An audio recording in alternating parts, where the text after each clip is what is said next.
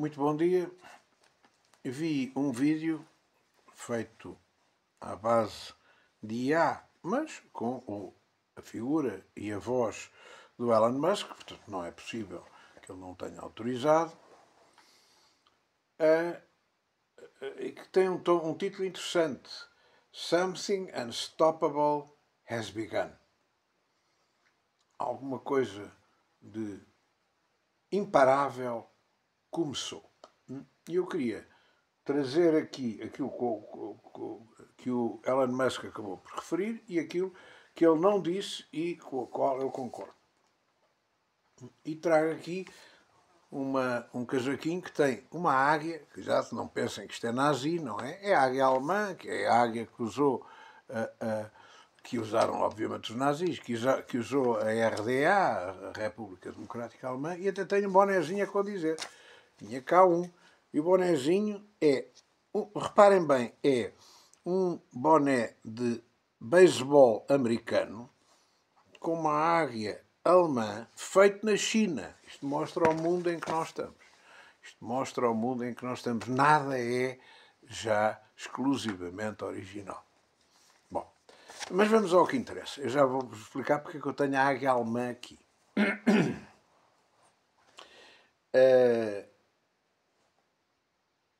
A questão... Primeiro, o Elon Musk fala em 4 pontos. Alguns têm toda a razão. Eu já falei disso. Não é? Portanto, para mim não é novidade. Eu tenho vídeos sobre alguns destes pontos. Portanto, eu não estou a copiar o Sr. Elon Musk. Eu estou a referir que o Sr. Elon Musk me veio dar razão depois de eu ter feito os filmes. O primeiro ponto dele chama-se a queda inexorável da classe média. Se os senhores forem ao meu canal, vão encontrar vários vídeos em que eu digo vão ser destruídos, vai ser destruída a classe média pelo sistema. E como? É muito simples.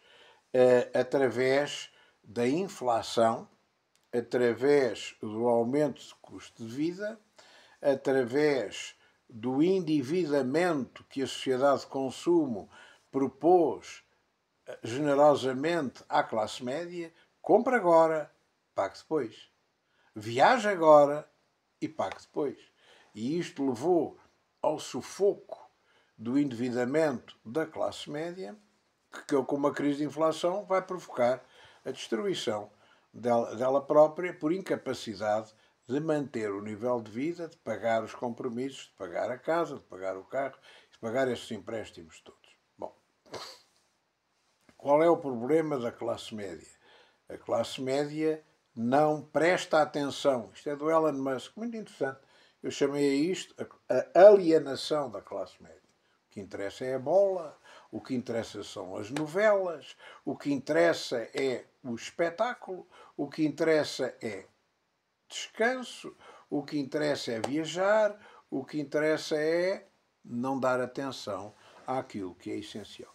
E, portanto, a classe média vai ser apanhada de surpresa, classe média urbana, sobretudo, com a catástrofe que, dentro de meses, cairá sobre ela, como diz o Elon Musk, não sou eu, faz favor de verem o filme, Something Unstoppable Has Begun. Bom, a dívida pública, diz ele, é absolutamente insustentável. Eu tenho vídeos a explicar isto mesmo. Ele acrescenta um ponto muito interessante. Ele somou a dívida pública de todo o mundo e ultrapassa os 300 trilhões de euros. Ou seja, não há dinheiro à superfície da Terra para pagar a dívida pública. Estão a perceber? Nem que os governos quisessem pagar a dívida pública, não há dinheiro, não há suficientemente dinheiro. Somados todos os 200 países que existem à superfície da Terra, não há dinheiro para pagar uma dívida pública superior a 300 trilhões de dólares. E, portanto, o sistema, obviamente, vai estourar. Até aqui, como é que tem funcionado? Também já expliquei isto. Pela impressão pela criação, out of the thin blue, do zero, de dinheiro contabilístico, que é posto à venda como dívida pública soberana. Só que o que acontece muitas vezes é que são as próprias reservas federais, são os próprios bancos centrais que acabam por comprar a dívida pública emitida pelo Estado, e isto é uma pescadinha de rabo na boca que só tem como efeito colateral a desvalorização sistemática e progressiva do dinheiro. O Elon Musk, e ele deve saber disso porque ele faz parte dos sugadores mundiais, diz que o dinheiro vai mudar de mão definitivamente. Isto é, o dinheiro vai sair das classes médias que existem no mundo inteiro para as grandes corporações. E daí a conversa do Rei Carlos e do Schwab e dessa malta toda globalista: you will own nothing, but you will be happy. Ou seja, você não terá nada, não será dono de nada, mas viverá feliz. Viverá feliz. Bom, qual é que vai ser a justificação para esta mudança brutal? A próxima crise. A próxima crise, que é uma guerra. Porquê? Porque a próxima crise justificará a catástrofe. Não há comida, também já disse isto no outro vídeo. Não há comida porque estamos em guerra. Não há eletricidade porque estamos em guerra. Há um apagão porque estamos em guerra. Há falta de gasolina porque estamos em guerra. Estão a perceber? Tudo, não há trigo, não há pão porque estamos em guerra. E, portanto, tudo vai ser justificado através da guerra que eles estão a fabricar. Porque hoje mesmo foi anunciado que a Letónia e a Alemanha acabam de fornecer aviões supersónicos para a Ucrânia atirar contra a Rússia e rockets de todas as qualidades, mísseis de todas as qualidades, alemães, para atirar contra a Rússia. Ou seja, dois países da NATO estão a ajudar um país que não é da NATO, que não é da União Europeia, que não pertence a nada, a atacar as populações de outro país com o qual tem uma guerra. Quer lá saber? O problema não é nosso. A que título é que isto se comete? Porquê? O que é que a NATO tem a ver com a não NATO? Porque é que a Europa unida jamais será vencida? Tem a ver com gente que não pertence ao nosso setor. Bom, e é claro, o que é que vai acontecer? Sobretudo nos meios urbanos, vamos ter o pânico, vamos ter o medo. Porquê? Porque a classe média não presta atenção, anda divertida com o Benfica e o Sporting e o campeonato não sei das quantas, e as telenovelas, e os filmes, e a fofoca das grandes celebridades, e o diz que fez, mas não fez, e quando de repente isto acontecer, vai acordar com pânico e com a incapacidade de reagir. Ou seja, vão pedir a alguém que os salve. É sempre a mesma coisa. A ditadura vem sempre daqui. Alguém que nos salve. Alguém que nos salve. E alguém que nos salve, obviamente, vai começar por esganar a classe média, sufocar a classe média, à maneira do que aconteceu na Grécia, lembram-se? Foi, de um dia para o outro, há um congelamento das contas bancárias. As pessoas acordaram, iam ao multibanco e não saía dinheiro. Pura e simplesmente congelaram as contas todas. Vai acontecer outra vez. Bom. Terceira questão.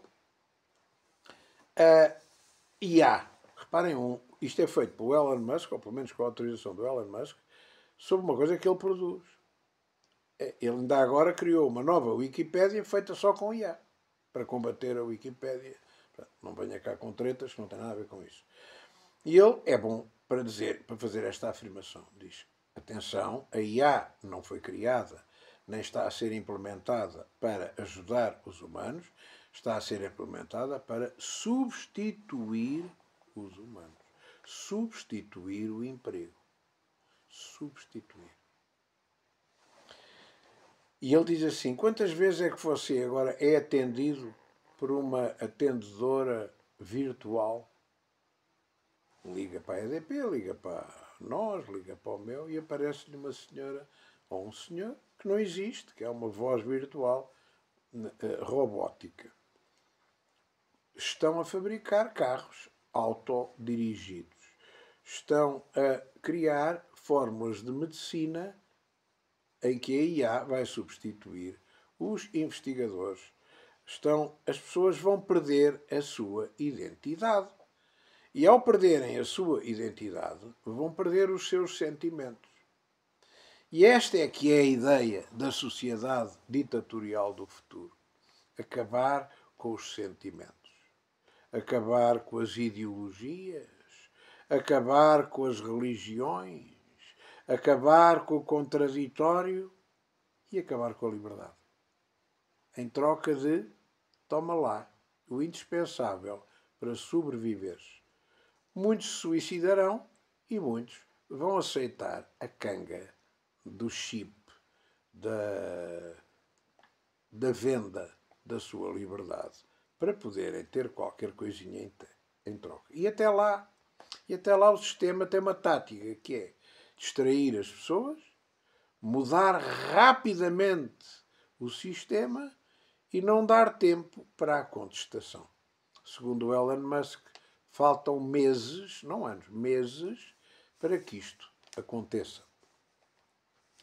Na quarta ponto que ele aponta, eu não concordo nada com ele. Ele diz que o climate change, culpando a humanidade, é mentira. A influência da humanidade nas alterações climáticas anda à roda dos 3%. Vamos a brincar. Agora, o que está a acontecer é aquilo que acontece inexoravelmente com um período que eu já ouvi dizer, eu não sou geólogo, que dura de 6 a 6 mil anos, que é a inversão dos polos. E quando essa inversão dos polos se dá, há catástrofes tectónicas, há catástrofes de inundações, há catástrofes climatéricas absolutamente estrondosas. E isso ajudará ao medo, ajudará à ditadura, ajudará a ter que as comunidades a terem que voltar ao básico, produzir, ensinar e trocar. E finalmente a Alemanha, Deutschland über alles. A Alemanha, ao falar da Alemanha e da França, mas sobretudo da Alemanha, lembro-me sempre do Johann Gottlieb Fichte, um grande escritor, enfim, do romantismo alemão, que tem uma série de produções chamadas Discursos à Nação Alemã, Reden à Deutsche Nation.